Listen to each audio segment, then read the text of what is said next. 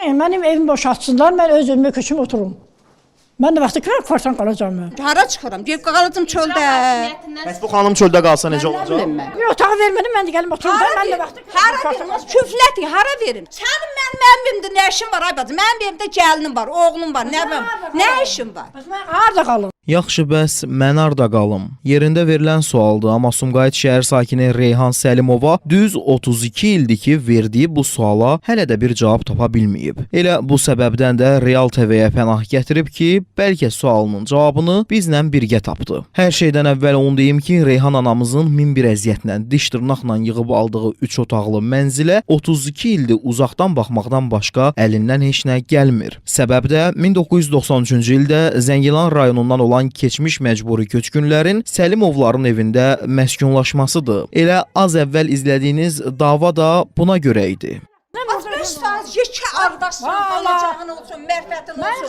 Nə vaxt mən sənin başına sürümüşəm ha? Deməli, 1993-cü ildə həyat yoldaşı Həmid kişi ilə yenicə aldıqları evdə yaşamağa hazırlaşan Reyhan xanım elə köç ərəfəsində gözlənilməz bir sürprizlə qarşılaşır. Sumqayıt şəhərində yerləşən evinə gəlib çıxanda görür ki, tanımadığı şəxslər artıq mənzildə yurd-yuva qurublar. Müsahibim deyir ki, Zəngilan rayonundan olan Cabbarovlar ailəsi 3 uşaqla birgə evinə sığınıblar. O vaxtki çətin, keşməkeşli günləri nəzərə alıb, elə ona görə də uzun illər boyu nə o evin adını dilinə alıb, nə də o ev tərəfdən yolunu salıb. Elə o zamandan da o qapı sənin, bu qapı mənim deyib kirayələrdə qohum evlərində qalan Reyhan Səlimova 1996-cı ildə qəfildən həyat yoldaşını da itirir, 2 övladını tək başına böyüdüb boya başa çatdırmalı olur. Keşməkeşli həyat yolundan keçən Reyhan ana indi də həyatın ən ağır sınaqları ilə qarşı-qarşıyadır. Xərçəng xəstəliyinə düçar olan müsahibim nə müalicə xərclərini qarşılaya bilir, nə də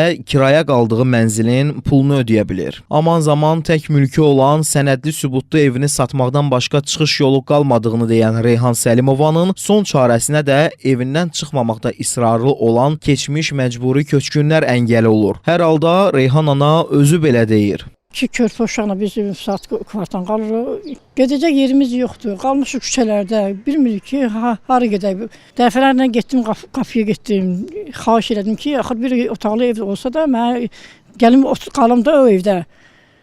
Ona da icazə vermədilər. Müsahibə zamanı bizə son 4 ildə evi tərəfə bir addım belə olsun yaxınlaşmadığını deyən Reyhan ana yarımçıq qalan arzularının ünvanı olan o qapını bir də döyməyə qərarına gəldi.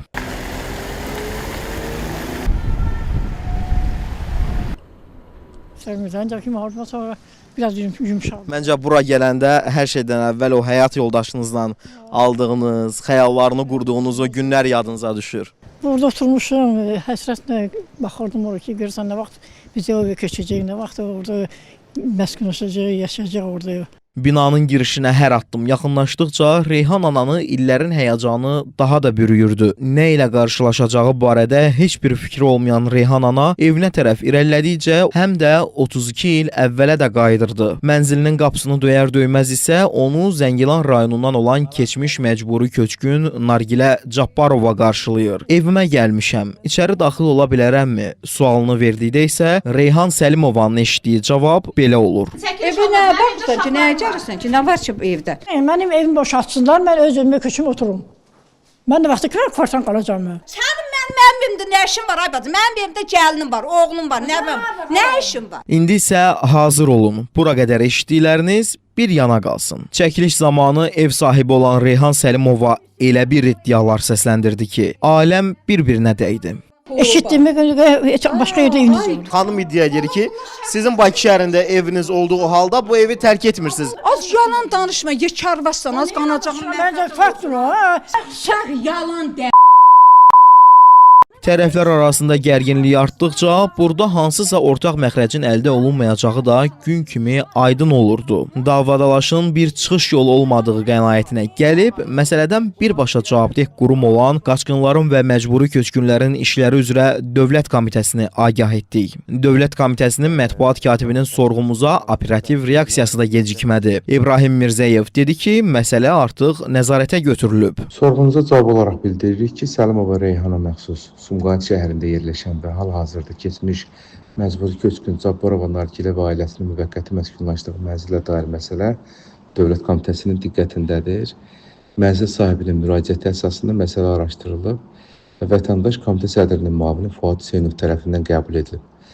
Bildirilib ki, Cabbarova Nargilənin qeydiyyatda olduğu Zəngilan rayonunun Qıraq-Muştulan kəndi bərpa edildikdən sonra ailənin həmin əraziyə köçürülməsi qanunvericiliyə uyğun şəkildə təmin olunacaq. Bundan sonra mənzil mülkiyyətçisinə təhvil veriləcək. Yəqin ki, bundan sonra atılacaq addım, veriləcək qərar hər iki ailənin ürəyincə olar. Xüsusilə müalicə xərclərini qarşılamaq üçün son çıxış yolu o evi olan Reyhan xanım çox keçməz tez vaxtda mənzilinə də qovuşar, elə sağlamlığına da. İlkin Abbas, Ağalar Ağalarov, Real TV.